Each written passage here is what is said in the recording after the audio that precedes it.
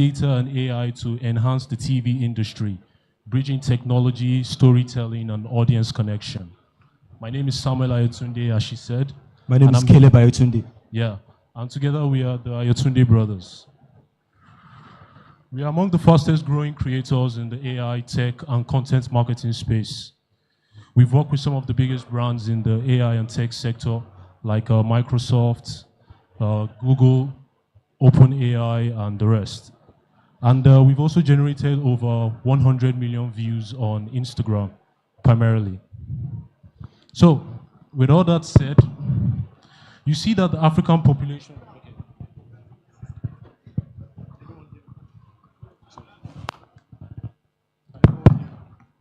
Hello? Okay. Can everyone hear me? Great. So as I was saying, you see that the African population is young and digitally active. I know this because I am one of them.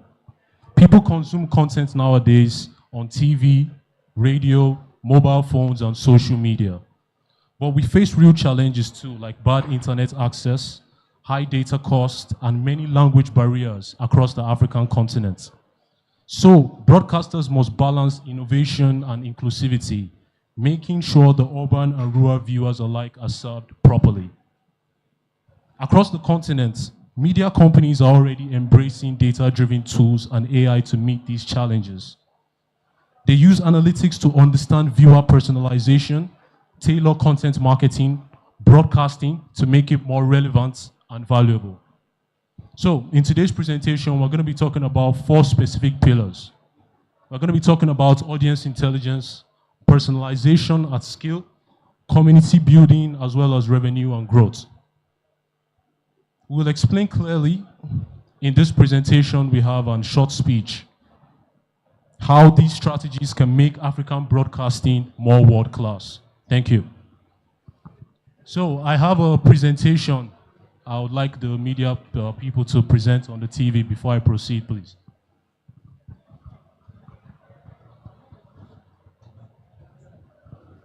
Can anyone put that on the television, please?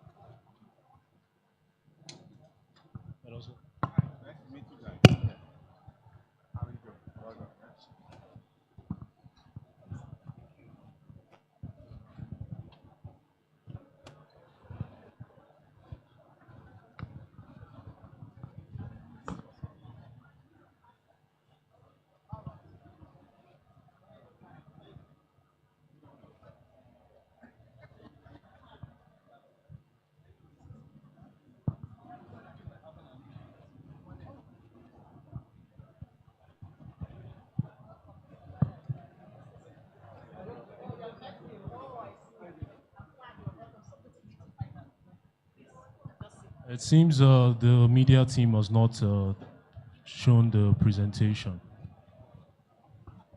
Okay, thank you very much.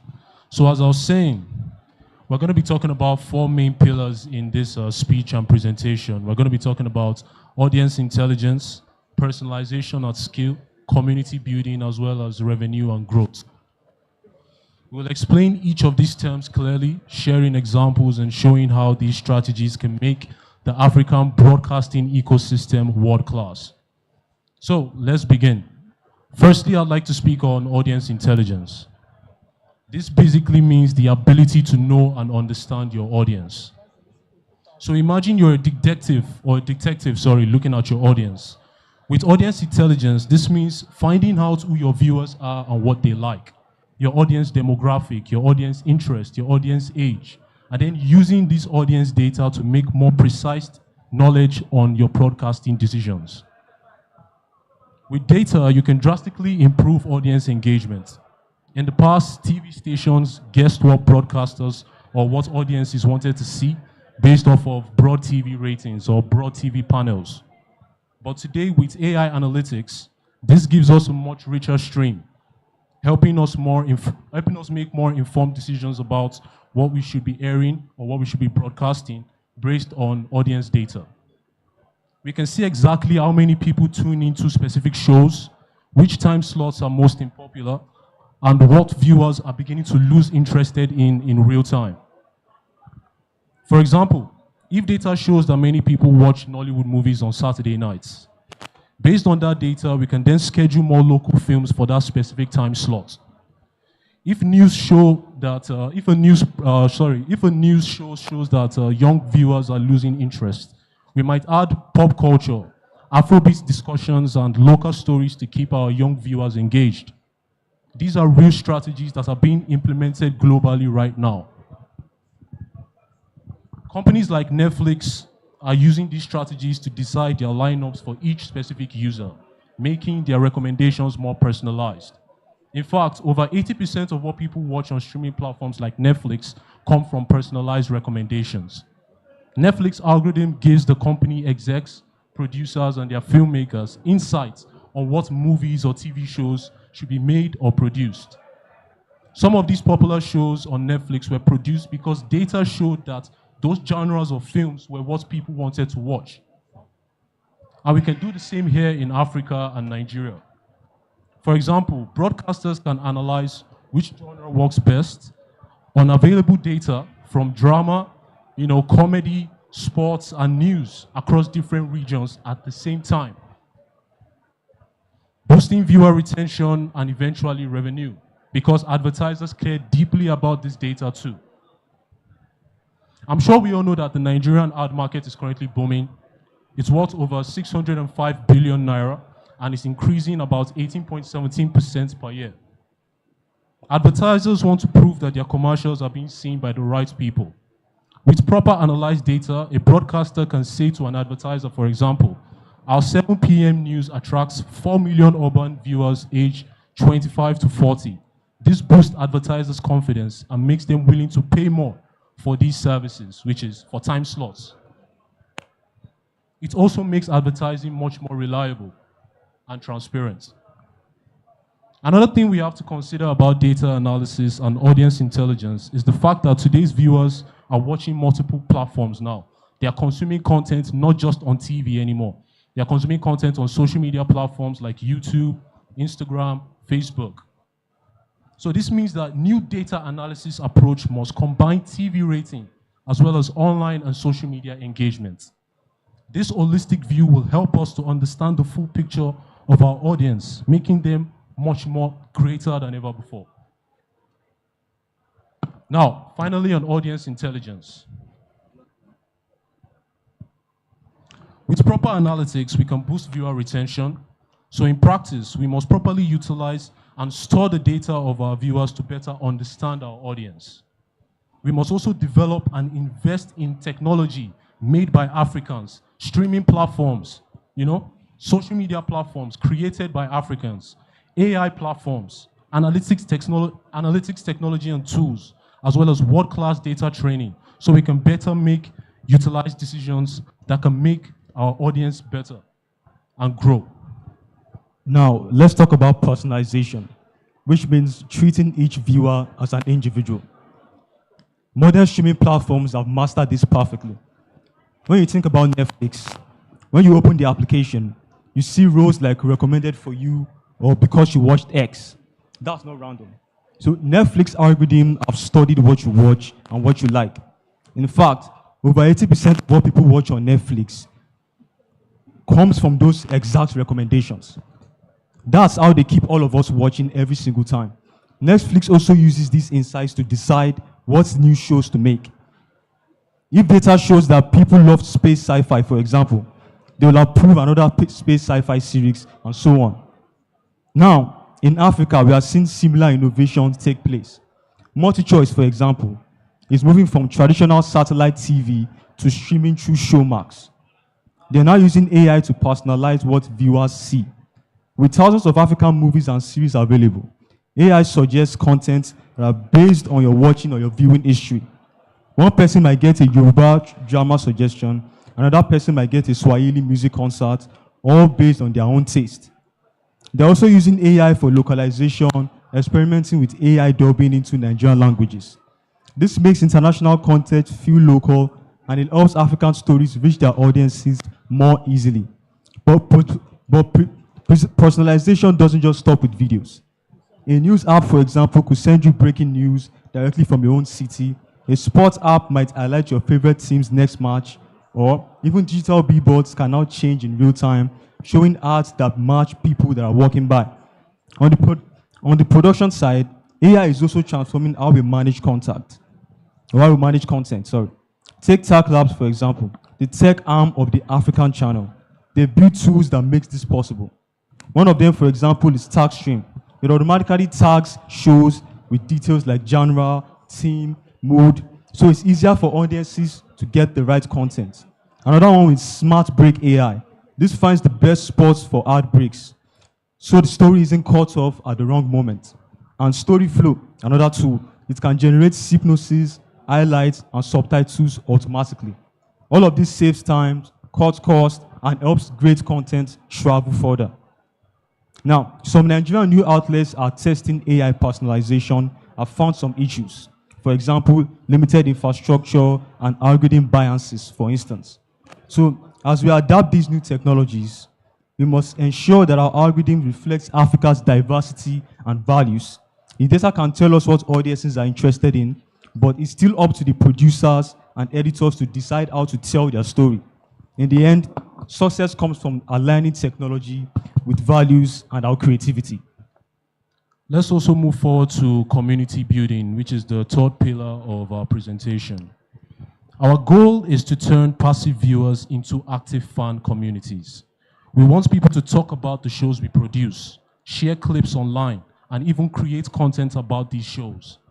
This is happening, or this should happen, through interconnectivity and social media.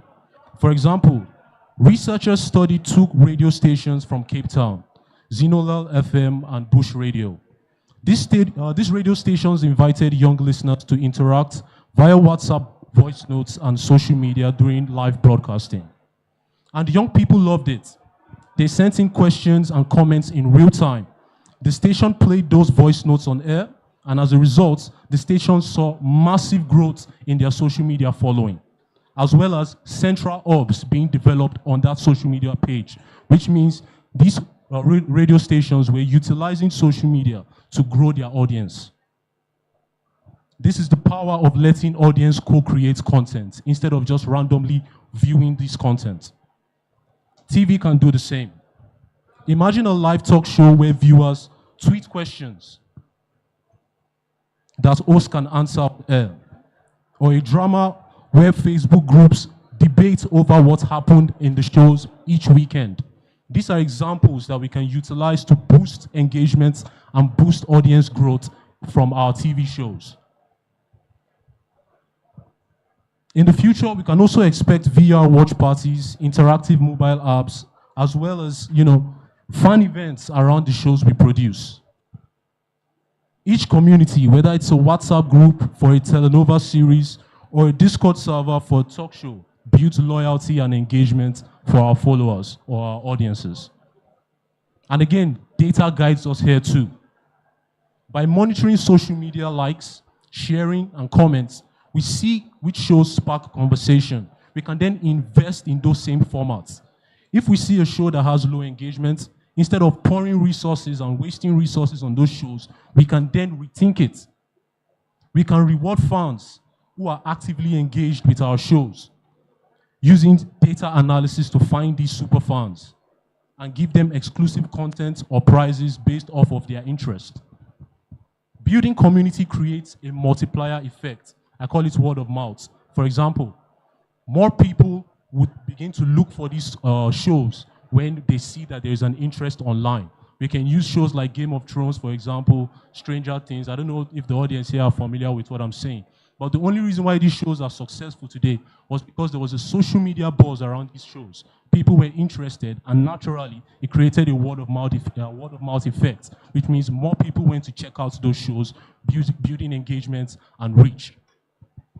Now, finally, let's connect all of this to what really matters, which is revenue and growth. Data isn't just about fancy technology, it directly drives the bottom line. Now, let's firstly start with advertising. Targeted ads mean higher revenue. Brands will pay more when they can reach the exact audience that they are looking for. For example, if data shows that 40% of people that are watching a popular soap opera are women aged 18 to 25, beauty brands will happily pay high premium for that exact slot. Programmatic ad systems make this even better, showing that people who saw an ad later went back and visited the website or the store of that brand. Now, this kind of proof lets us charge higher ad rates. Next, let's talk about new business models. Data allows us to show or offer flexible subscriptions and micropayments. By studying viewing habits, we could create custom bundles, sports, movies, kids shows, or even offer pay-per-view through mobile money. Analytics shows which programs are most popular, so we can promote these with easier payment options and boost revenue. Then there's efficiency. Data helps us to test and improve what we do. We can run A/B tests on new shows or promotions to see what audiences prefer and what they don't prefer. This means higher return on investment, or smarter spending for a much bigger impact. All these things packed together, they fuel growth. In Nigeria, we all know that advertising is already a major growth engine. Ad spending has been rising nearly by 19% every single year. So by using data-driven strategies, Nigerian broadcasters can capture more of that spending and open up new revenue streams, from OTT subscriptions and branded content to e-commerce partnerships. And we all know that partnerships are key. Take MultiChoice, for example. They've worked with telecom companies to reduce data costs and improve their connectivity. So this kind of collaboration helps deliver high-quality streaming to more homes, including rural areas, as the network expands further. So when we use all this data wisely for better targeting, smarter decisions, and stronger partnerships, we don't just grow our audiences, we grow revenue, and we grow the entire media ecosystem. So now that we've spoken on the 4 pillars, which is audience intelligence, personalization at scale, community building, as well as revenue and ROI growth, let's talk about some of the challenges and the best practices we can apply today. So the first thing is data quality. We need reliable audience measurement system so that we can better understand our target audience. So the second one is privacy, which is very, very crucial. So viewers must trust that their data is being handled safely and respectfully. Culture matters too. Not every algorithm made in Silicon Valley handles our own culture. Most of them don't even care about African culture. So how do we expect them to include us in this technology that they are currently developing? This is why we need our own local data, our own local talent developing and shaping these tools. Many of these ideas require investment in technology and skill development. We need African partners to invest in the development of our own AI startups, our own streaming platforms, our own data analysis technology, so we can utilize this technology to develop our own ecosystem. Broadcasters, regulators, and tech developers must collaborate.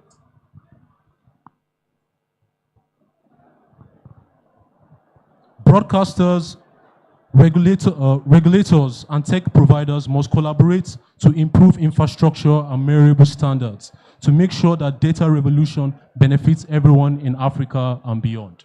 So, in conclusion, data and AI-driven engagement are basically the future of broadcasting. They give African media the tools to be as supportive and innovative as anyone in the world. So by using analytics for smart programming, AI to personalize content, and community to deepen engagement, African broadcasters can tell richer stories, reach more people, and even earn more revenue. So this approach fits perfectly with Africa's theme of building a resilient ecosystem through technology. So I encourage all of us, regulators, producers, tech developers, and all creative teams to embrace these strategies. To also empower our team to act on these insights and always align technology with the values of our audience. Hello? What's wrong today with our mics? Please, can you have this? Is this fine? Okay. So as I was saying, we need to invest in analysis. We also need to empower our teams to act on these insights, and we always need to align technology with the value of our audiences. The world is watching African storytelling. Let's deliver it with data-driven precision and African flair. I look forward to us having this conversation, bringing it from vision to a reality. Thank you. Thank you. If you have any questions, you can ask as well.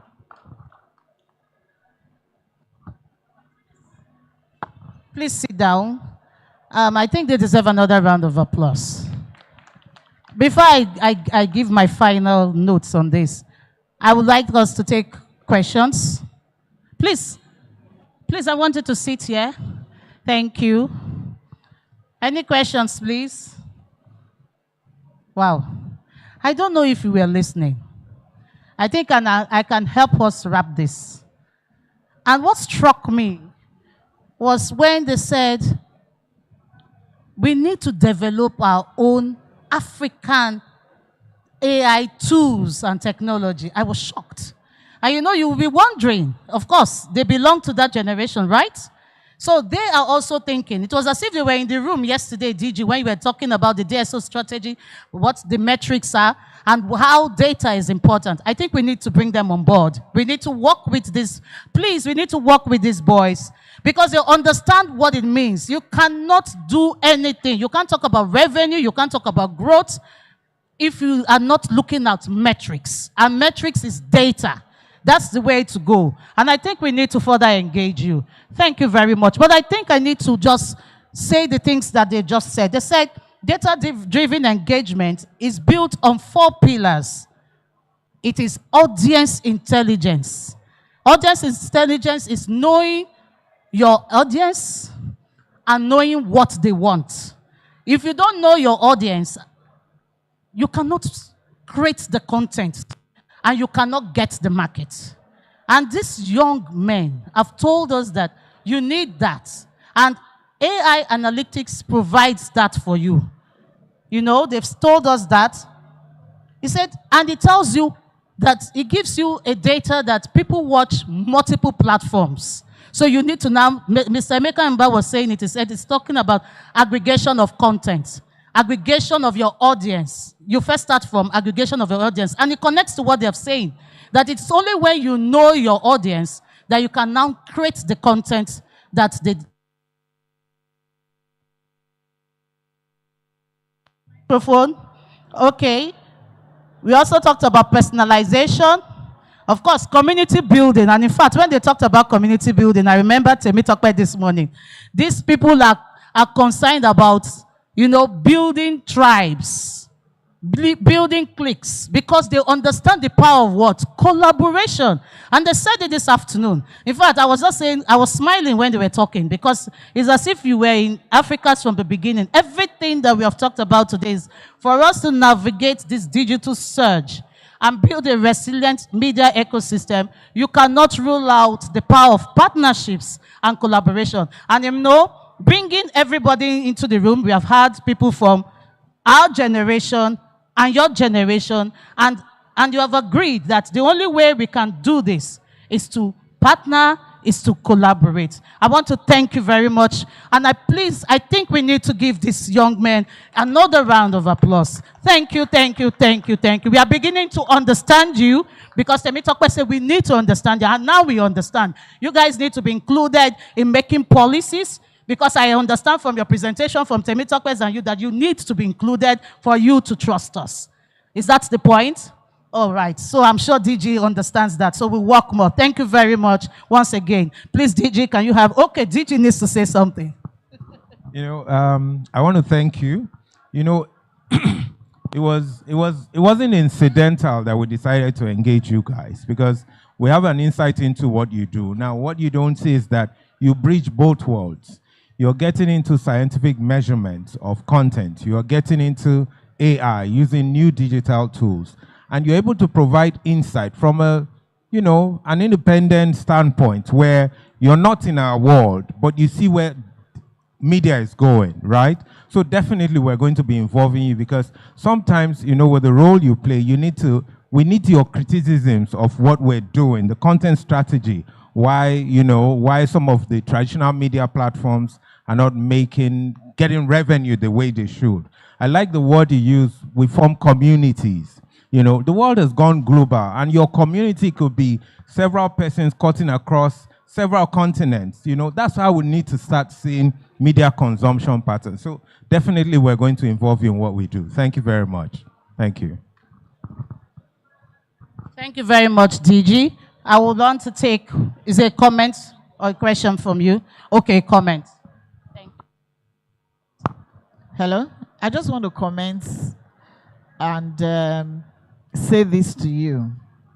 You see, we'll be talking about the Gen Zs and talking about how they are impacting their society and also the negative aspects of being a Gen Z. Some of them are disrespectful. They spend all the time on the phone. When they go on the internet, they don't go through the right things. But I want to commend your efforts because I can see that if the Gen Zs are focused the way you are focused, with the right tools, with the right environment, you will go places.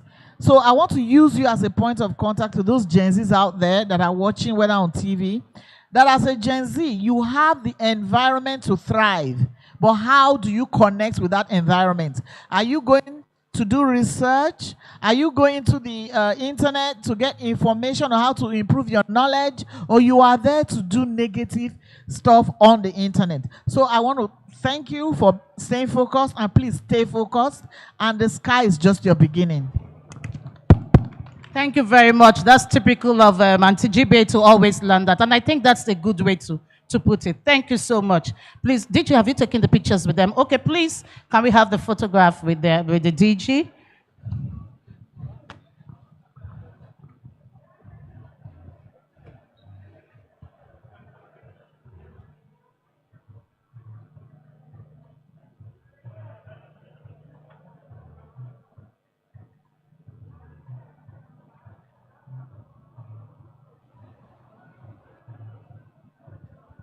Thank you once again for honoring us. Thank you.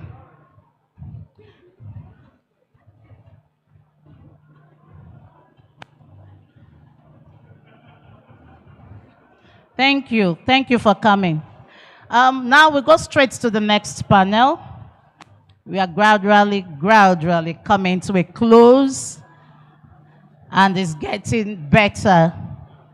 And of course, I'm sure we are beginning to see our Gen Zs in a different light this afternoon.